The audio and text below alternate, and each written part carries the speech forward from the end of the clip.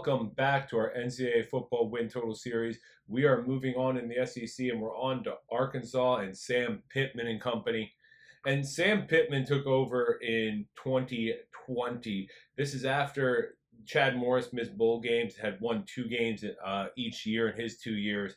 Pittman went 3-7 in his first year, but then 9-4 in 2021, an Outback Bowl win, and then 7-6 with a Liberty Bowl win in 2022. And then that brings us to last year. They start 2-0. Western Carolina, and Kent State both wins.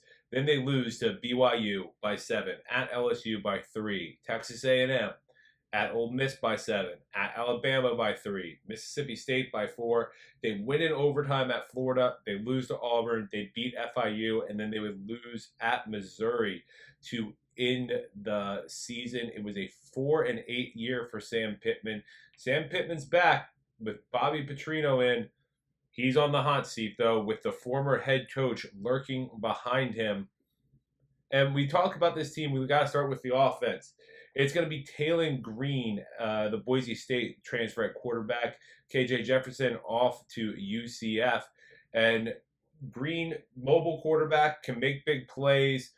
He's definitely not as big as Jefferson. He's more of a passer.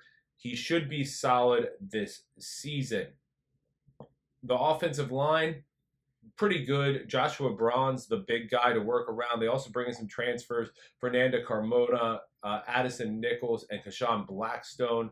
It's all going to be about paving the way for Jaquindon Jackson, the former Utah running back, going to be in the backfield.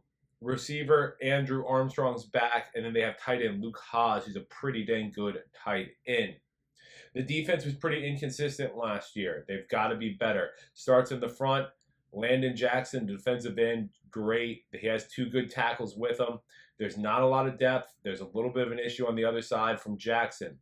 Linebackers lost their top 2 linebackers, but their speed. They bring in Georgia transfer Xavier Sori, and they have Brad Spence back.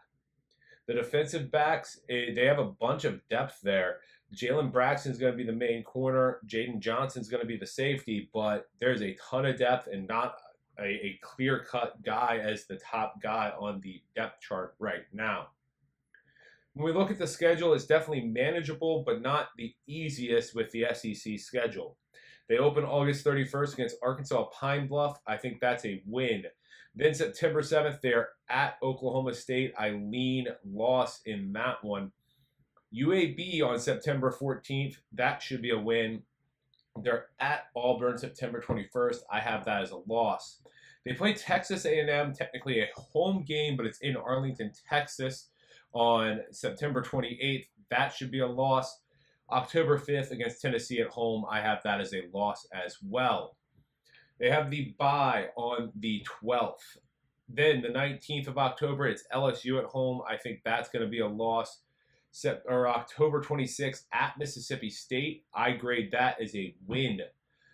November 2nd, Ole Miss at home. I think that's a loss there. Then a bye. Then they get Texas coming to town. I lean loss in that one. The 23rd of November, they get Louisiana Tech. That should be a win. And then at Missouri to end the season. I think this is going to be Sam Pittman's last year. I have them going 4-8. Win total set at 4.5 everywhere, but some books have the over favored, some books have the under favored. We're going to take an under 4.5. We're going to go to MGM plus 105 is the number there. They have the over favored, so we're going to take the under there, and that is going to be our pick.